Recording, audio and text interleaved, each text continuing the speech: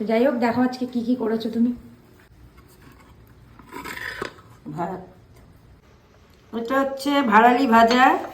অন্যদিন বটি করি, আজকে বটি করিনি, চাক চাক করে ভেজেছি। কাকু এরকম খেতে ভালোবাসে। চচ্চড়ি, ফুলকপি, আলু, বেগুন, শিম সব দিয়ে বড়ি ভেজে ধনেপাতা দিয়ে চচ্চড়ি।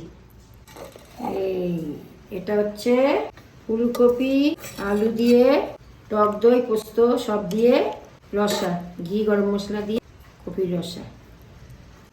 এই ছোটো ছোটো পিস করি না, এটা বড় বড় পিস করে করেছি আজকে, ছোটো ছোটো করে। হচ্ছে ডাল, আজকে ডাল করিনি, কালকে ডাল হয়ে গেছে। এটা হচ্ছে টক দই। আমাদের ঠান্ডাটা একটু কম আছে, তাই আবার টক দইটা নিলাম। তা শীতকালে একটু কম খাওয়া হয়, গরমকালে আমার প্রতিদিনই টক দই লাগে, প্রতিদিন টক দই।